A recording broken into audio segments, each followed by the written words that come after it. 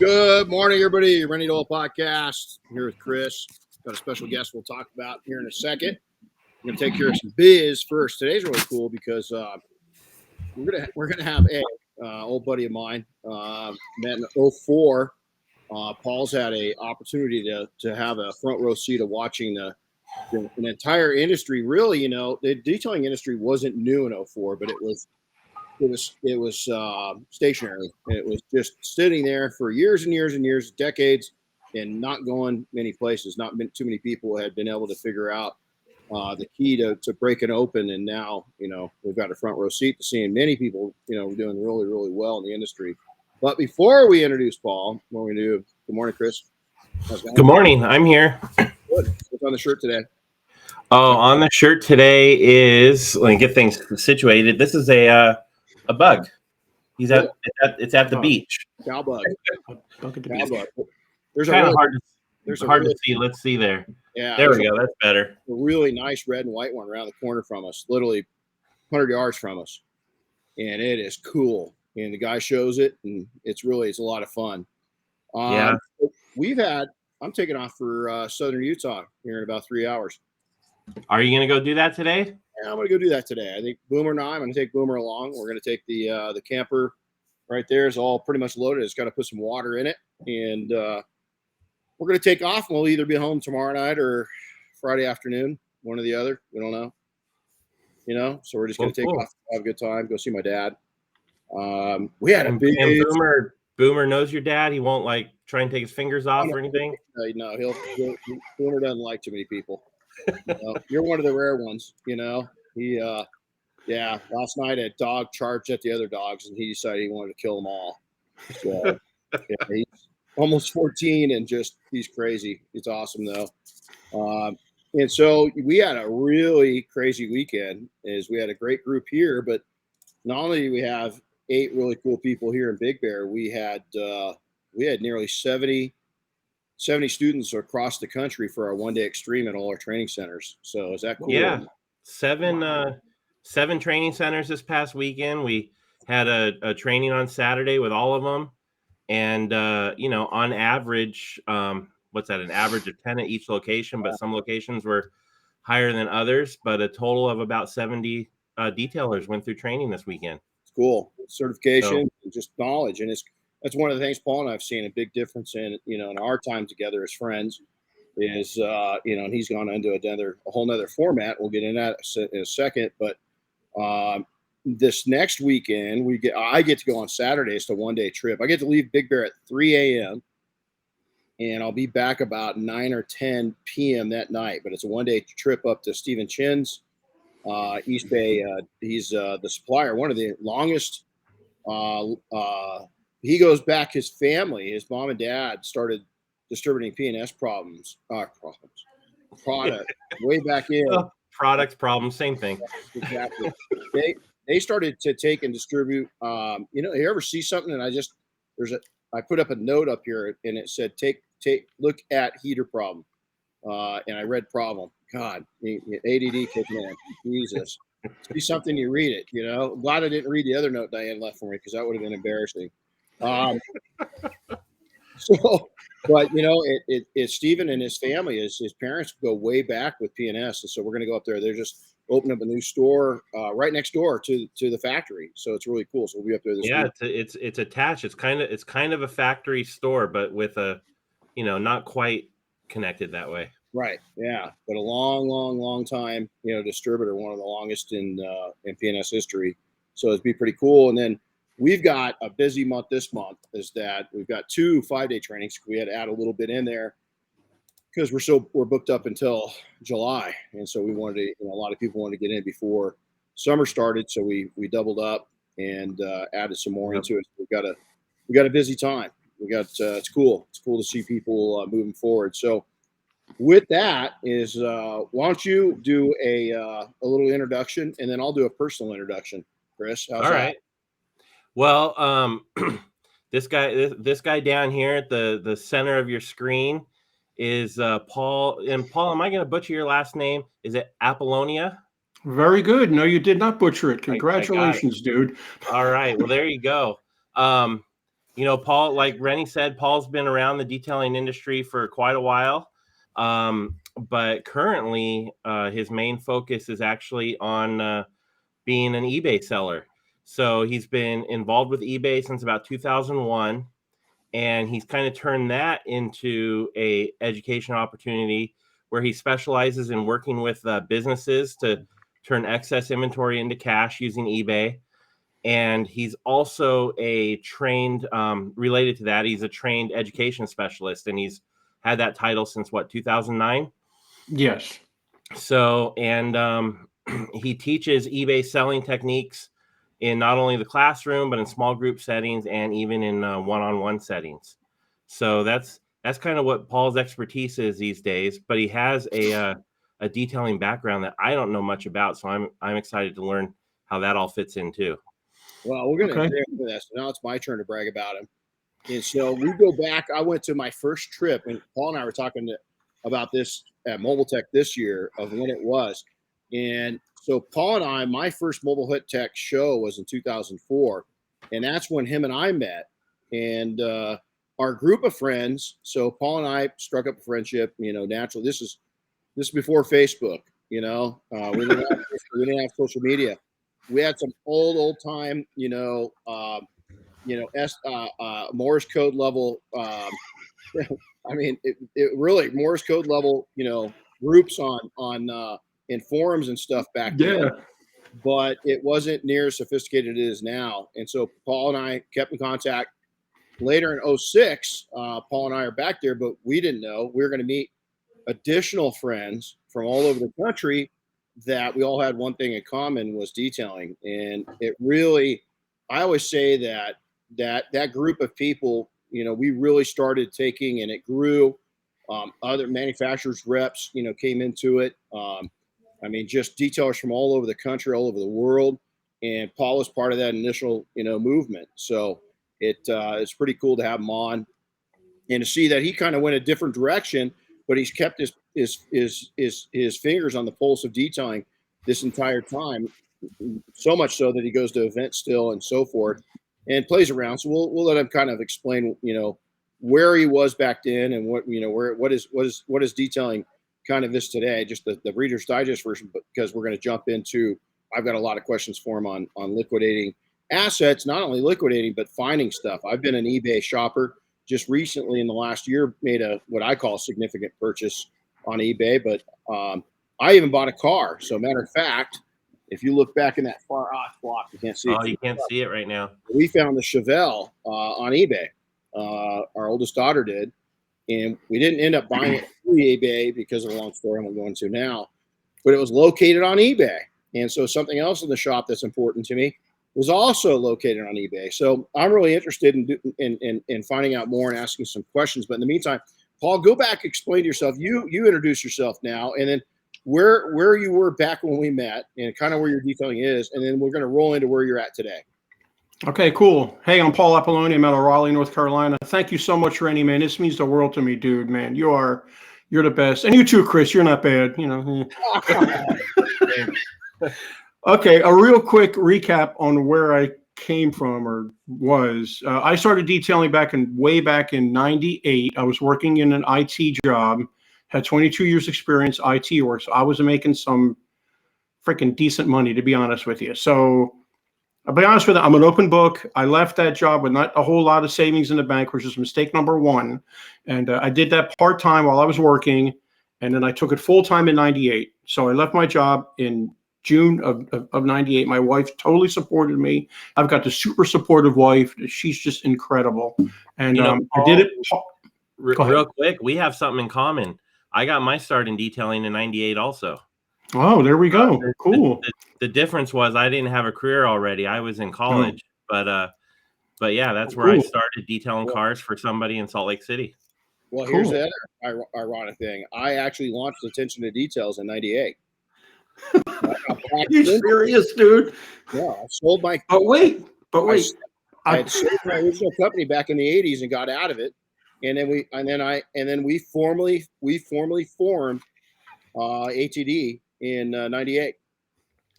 Wow. But did you run your business out of a Ford Escort for a while? No, I don't think so. I ran my business out of a Ford Bronco at first. Yeah, so not. Yeah, it was interesting. Never mind. I'll take the Bronco. Yeah, That's like, yeah, it was interesting, unloading everything. But so I did it part-time, was doing really well part-time. I hooked up with a body shop down the street and I was going there after work. Actually, I was doing really, really, really well when I was doing it part-time. So I took it full-time and I was doing good, still in the Ford Escort for a month or two, got a van, got more clients. So I'll be honest with you. And again, I'm an open book. When I started being self-employed, I just thought, people will come to me. No, they don't. Last time I checked, and that was mistake number one. It's really hard being self-employed compared to getting that check every 2 weeks and really not doing too much and still getting paid sometimes. But got the business going, got it rolling. I got a van, got another van after that. Just went through a series of vans. All my work was mobile. I had a pretty good clientele at some office buildings, a lot of lawyers' offices and everything I hooked up with. Big thing is networking. I know Renny pushes that big time. I joined as many networking groups as I could and was trying to get into higher end detailing. But, a lot of times I was just doing what I could to get by, to be honest with you. A lot of the times I wasn't in a real good place, and Renny knows that, and Jim Gogan knows that, and I drove you guys crazy with just not being in a good place in my head. It was hard. I don't think I was ready to be self-employed, to be honest with you. So I took the business, ran it until about 2008, and then 2008 just clobbered me. Just the economy it just killed me, to be honest. I lost a lot of clients. There were a lot of guys coming in doing low grade work, and I just lost a lot of clients. So I finally shut the business down in 2010. It was one of the hardest things I've ever done. It was kind of weird. It was dying, but like a caveman thing. You take it, drag it home. It's mine. It's mine. It's mine. And I finally shut it down. And in the meantime, before that, I was doing eBay on the side. And a friend of mine was going, "You need to do eBay more. You need to do eBay more." So that's how I got started doing that. I started doing consignment for him, which I do a lot of consignment for people now. People downsizing, helping businesses out, like Renny said, like Chris said, liquidating their old assets and stuff. So I put the detailing aside, but I had some hardcore customers that loved me, and I still have these customers today. And I tried to scare them away with raising my prices to ridiculous rates. And they keep on coming back. One of my favorite customers is a gentleman that lives down in a private community. He doesn't really take great care of his cars. He has a Lamborghini and other high-end cars. He calls me out every couple of months to wash them, and they're really bad. And I said to him I was shutting down the business, and he goes, "Okay, that's great. So when can you do my cars next?" And I said, "Well, I'm stopping." He goes, "What will it take you to come out here and do my cars?" I'm going, So I just keep on raising my prices with him, and he just keeps on calling me back. So I have him and a few other people that I do, but I don't really advertise the detailing anymore.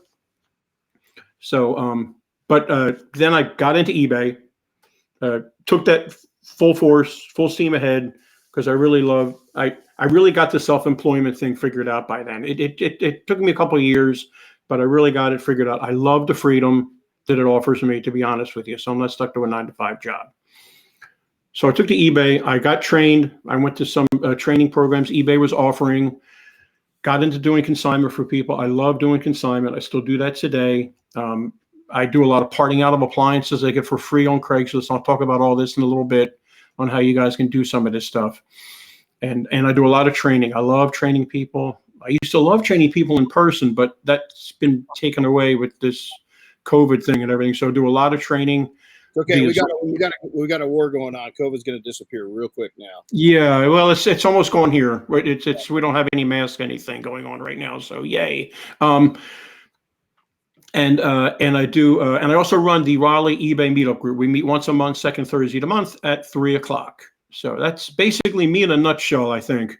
That's cool. So I think Chris said it best, and we've got it going on here. I think every technician, doesn't matter from what industry you're in, is that you buy stuff that you later either you don't prefer it, it's not working for you, it's something new came out that you like a little better, We've all got access, especially let's talk about in the detailing industry, maybe the window tint, maybe PPF. We've got products. Are we, in my mind, I've always wondered, you've got a partial bottle. Does that stuff sell? I don't know about a partial bottle, but if you had like full bottles of stuff, yes. What if Where- you just, and Go here's ahead. what I was asked leading up to this with you. I talked to a couple of people. For instance, we test products out, and when I say a partial bottle, it's 80, 90%. What if you bundle? Okay. Wonder if you had, 10 partial bottles like that. Is there value to that? And would people buy? There probably is, and if you would state in the listing that you were testing these these products, you don't have to give your name or anything, but say you were testing these for the manufacturer, and these are just what's remaining, and they're still fresh, and they haven't been frozen or whatever. Whatever makes the lifespan long. I don't see why not. Just label, just say used products. Right. That would work. We've got, because I think everybody's got probably cabinets full of, or at least shelf full of stuff that they just don't use much anymore, Right. for reasons. So it's always sitting, it's there, and then on the side, so equipment. Same question to you is let's take you have a polisher, and let's say that something new comes out, or you're just getting to the age to where you're a professional and you want something that's not going to go down on you. The tool still works. Is there a market for it? Yes, there is. Really? There's even a market for those. Remember those? Gosh, I just forgot the name of it. The big polisher with the two handles on it. Yeah. Gem polisher. Wow. Yeah. I had one of those. Those will work out. Matter of fact, I just saw a video. One of our Team Double Black members just showed a video of somebody doing something stupid with a gem polisher in modern days, and I was like, "Oh man, you got to be kidding me!" We just went back to 1968. It was a workout, man. Crazy. So, what do you see? You've been around detailing, and so what do you see as an opportunity for detailers with stuff that they've got on their own? That's there. What habits do you see that could turn into a little side money? Well, I've seen, just when I was at Mobile Tech, a lot of guys with the flex polishers, now that they went to the battery operated ones, have the corded ones, and they're looking to unload those on a platform, and they're I know somebody that has a whole bunch of them. He pulled me aside and he goes, "I've got at least 4 or 5 of these that I'm using the battery operated ones now, so I really don't have a need for the corded ones like I did before, and I'd like to sell a few." So I think as we go more into the battery operated equipment, you can still sell that corded equipment, because people are just starting out. There's some people that just like corded equipment compared to battery operated equipment and stuff like that. So now the next big question going into is that, a lot of people will start out mobile, every one of us did, right? That's on the call right now. And I think it's the most popular way to start out in the industry. So mobile systems, I see a lot I cruise Craigslist every once in a while, and it kind of shocks me that people wouldn't kind of put it on, and maybe they are, but I don't see near as many used systems on eBay as I do on Craigslist. And I think eBay is a much better platform for that than Craigslist. So what's your feelings on that? And is there a different? Am I wrong in thinking I think it's safer on eBay, and I think eBay spooks people, but I've been somebody that's made a lot of purchases on eBay. I think there's a defense there too. I think that you're not going to get scammed as easy. So those things. Well, there's two.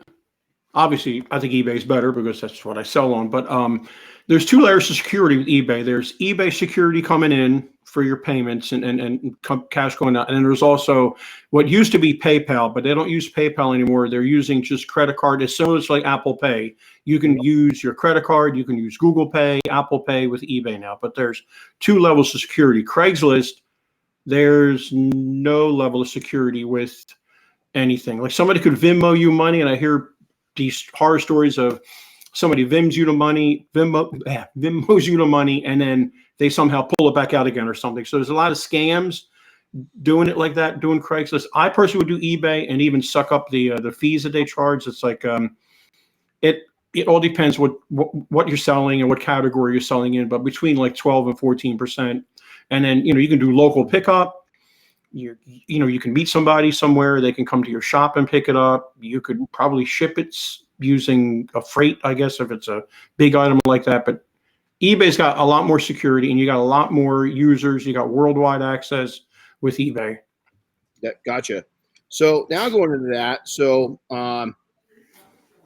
how do you keep from getting burned? So you list all the time. Somebody's listening right now. I've probably got, not really in the shop, but in our storage, there's probably 25 things that I could take and get rid of right now, and clear up some space, but get a return on that. The product or the equipment, still got plenty of life in it. Right. It's not something. So how do you keep, as a person that hasn't listed on eBay, how do you keep from getting burned?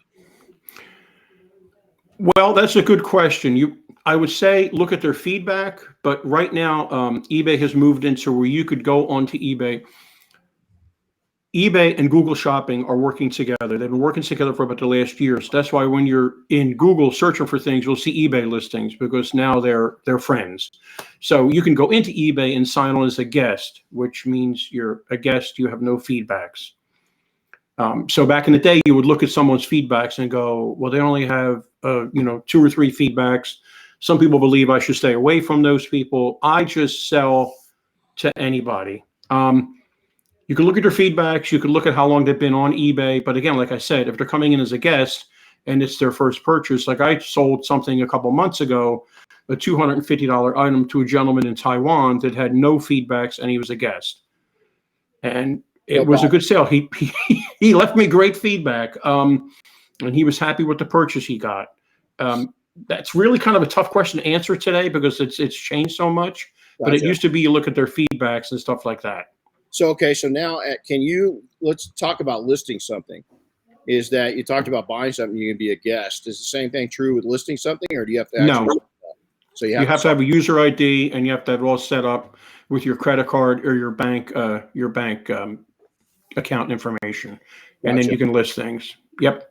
So go through the kind of run up on that. Is it very difficult? Does it take much time to do it? No, it doesn't. A lot of people now, 80% of eBay listings and sales are done on their phones.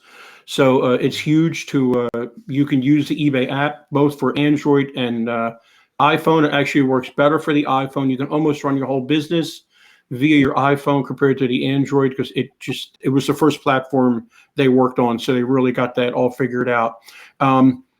Probably as a new user or a new seller, probably would take you maybe 15, 20 minutes to create your first listing. And then once you get the handle of it, there's all tips and tricks. And I'm going to discount my training for you guys. If anybody needs any help with anything, just, let me know. And then there's also, you need to have good photos. You can use your phone. You don't need to go buy a camera anymore. You use your phone along with the eBay app, and you just merge them. You take your pictures, create your listing, and then import your pictures into your listing. So it's much easier that way now. It's gotten so much easier compared to what it was before. And again, you have security. You have millions and millions of people out there looking at your items all the time, eBay and Google. So you got a huge audience out there. Well, it's funny because the last thing I purchased was about a year ago. And going back nostalgic-wise is that I started my first detailing business with a Mongoose BMX bike. And I bought the bike in 1979, I saved up and I bought part of it. Give credit to my mom and my grandmas. They chipped in. I really wanted this bike. I think it was 79. And so it was actually 78, Christmas of 78, going to 79.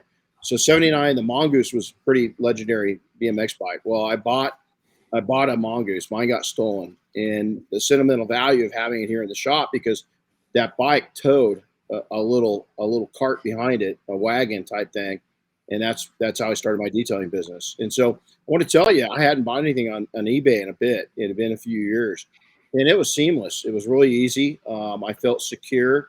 The shipping went out. So now let's talk about technician based. Let's talk about how you've kind of built a business up around this. You've got your detailing came out of that. You're training this. But you're an active seller on eBay. So what are you going out and I think this is going to blow me away. What are you going out and looking for? What sells? Well, funny you should mention that. The Mongoose, believe it or not, those old Mongooses, if you can grab those somewhere, even if they're rusted, even if the parts are rusted, go on eBay and search Mongoose bike parts sometime and see what this stuff is going for. Hundreds of dollars for the headset. I mean, it's handlebars. People give me this stuff sometimes. What do I go after? I go after, and this is what you guys can do. Like you talked about, I guess, many podcasts ago about getting a part-time job. And that's what I'm here for. I'm telling you, you don't need that part-time job. You can be selling on eBay. You can be home with your family. Maybe you go out on a Saturday and do some thrifting or go get your items or whatever. There's so many avenues you can go down with eBay. But what I get is I get a lot of consignment items where somebody, unfortunately, a spouse dies and somebody calls me and says, hey, I know somebody, they're a little overwhelmed, and I do a lot of consignment. Consignment is not for everybody. You got to sometimes be a therapist when you go into their houses because, they're dealing with stuff that somebody died, somebody left them, they're dealing with their parents' home, and there's huge attachment issues with items.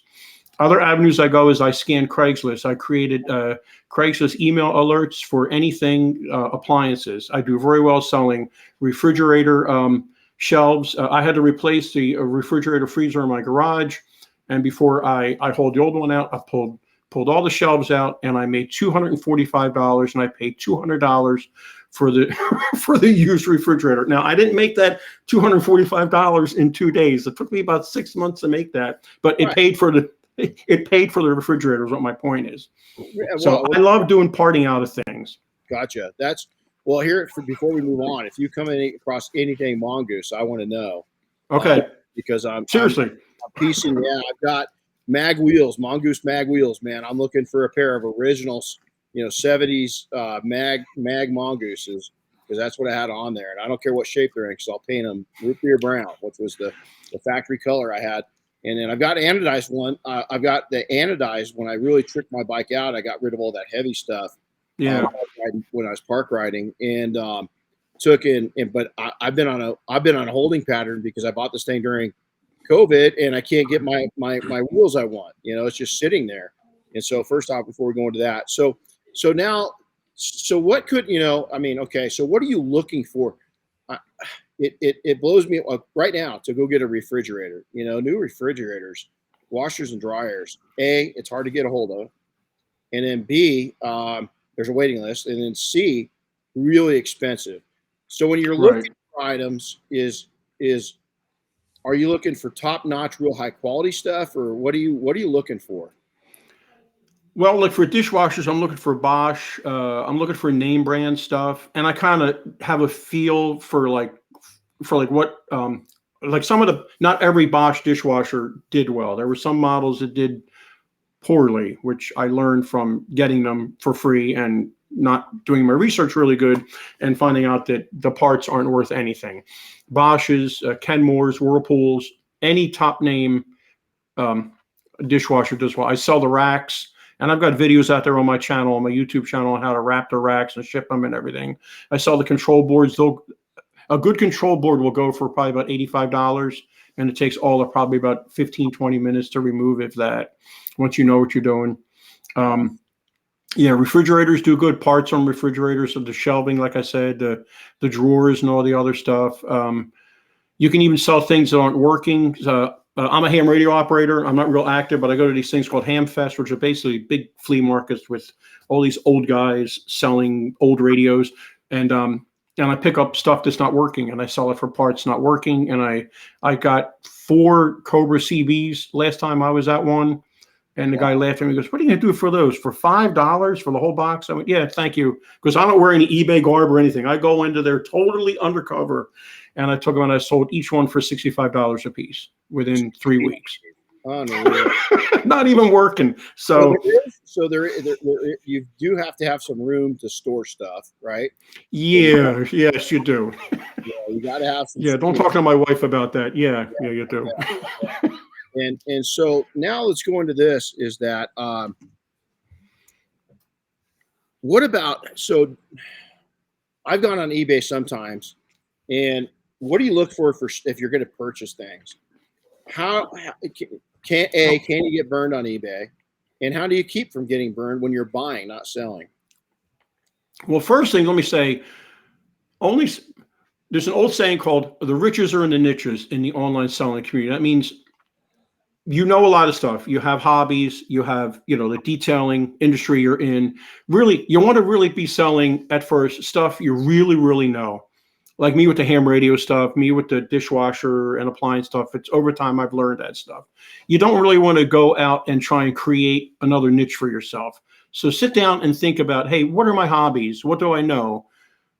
If I have a job, what is my, am I into computers? Can I sell computer parts?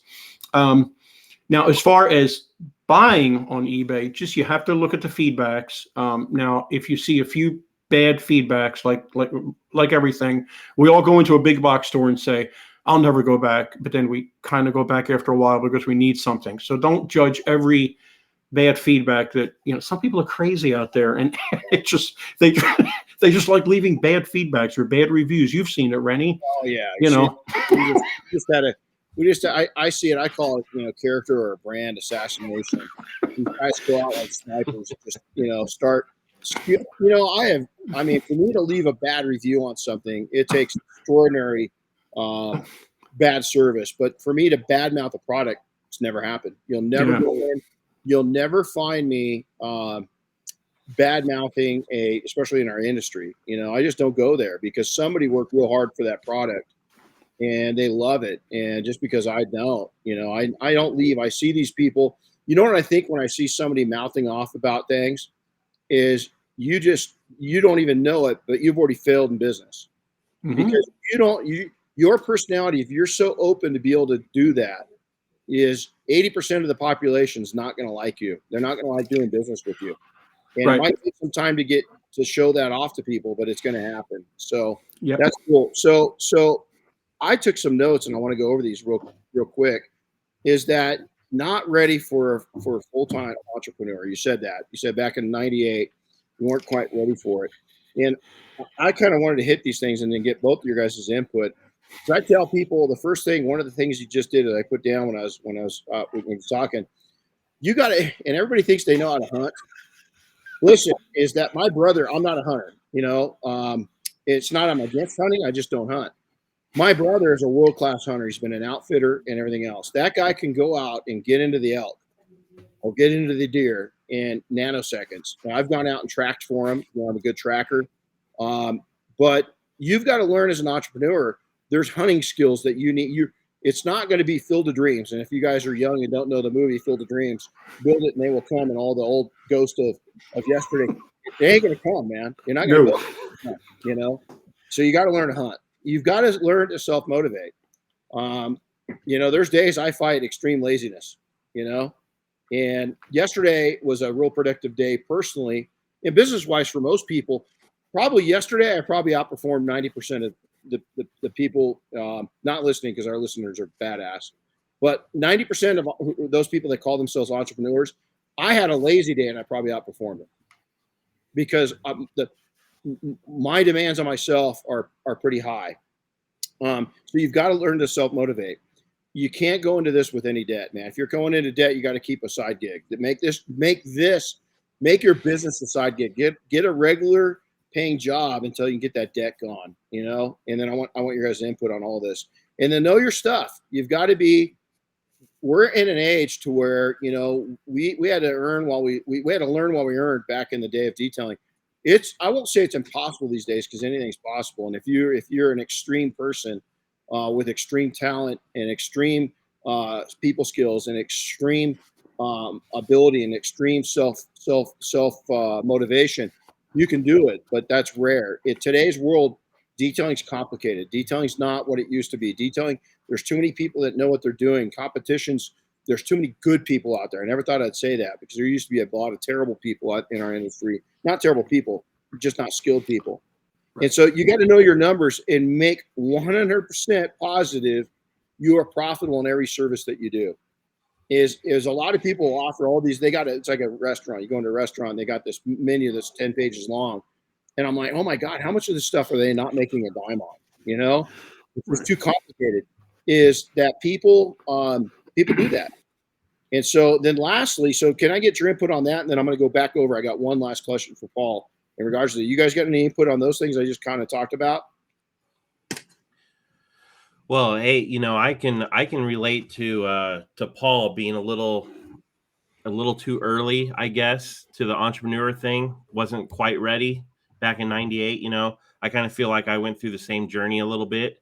I do tend to feel like, if I were to really dive back into it again the second time around, I would do a lot better.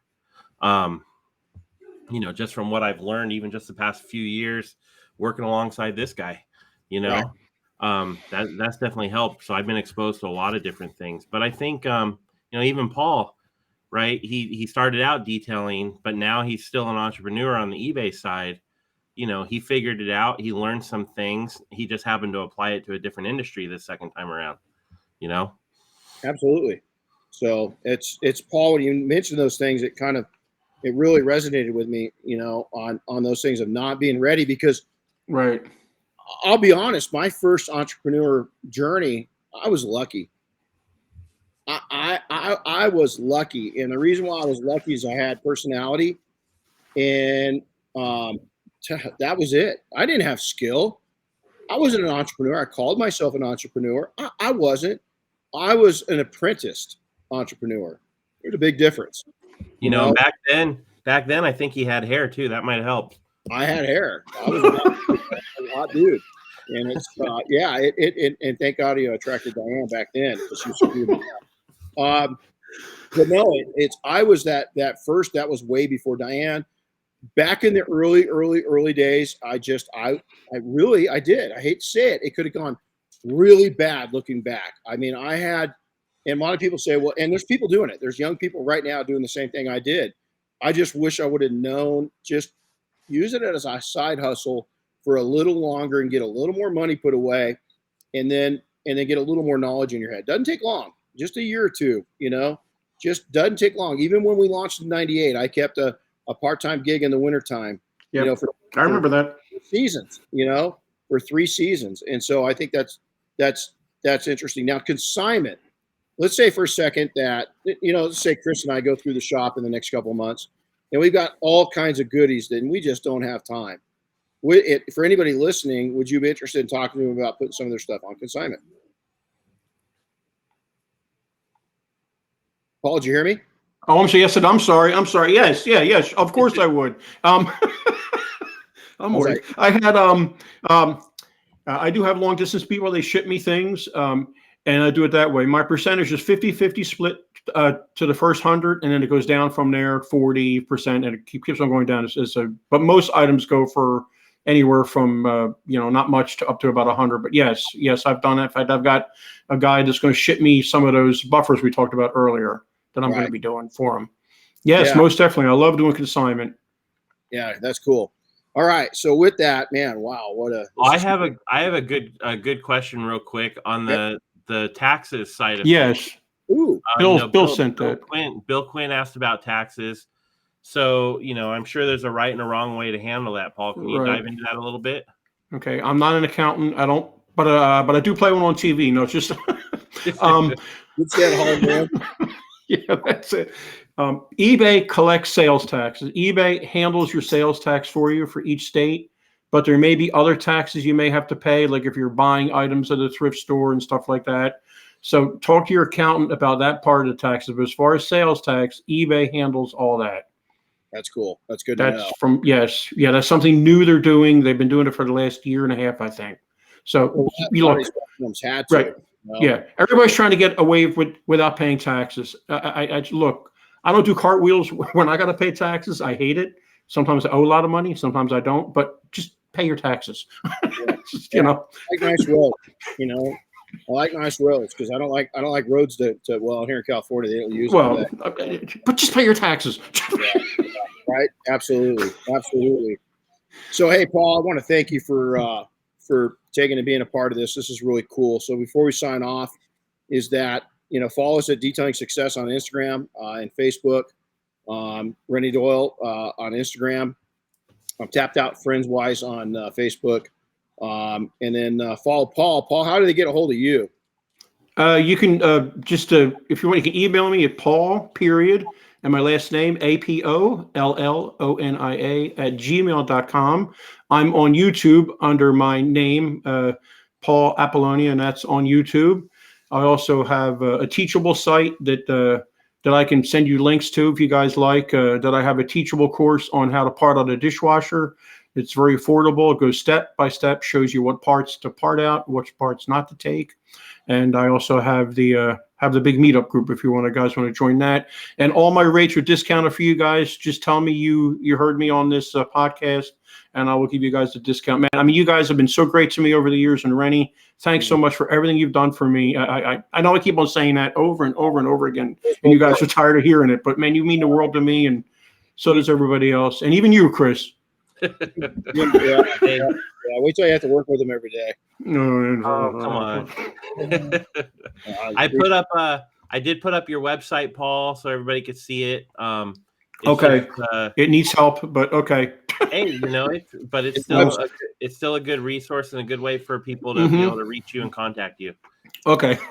Well, everybody listening, I think, Paul's been an inspiration because he's just figured it out how to keep on doing his own thing. And I really love the fact, and I want to give tribute to Paul right now.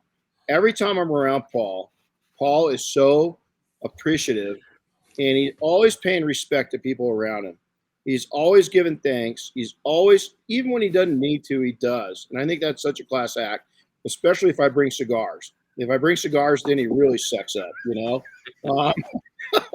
We've had some great times to smoke the cigar. Here, hey, Paul, here's the deal. This bubble tech with two of the older guys there, all those wussies went to bed. Paul and I are out there, 2 a.m. Yeah, that's right. In the rain. yeah, in the rain.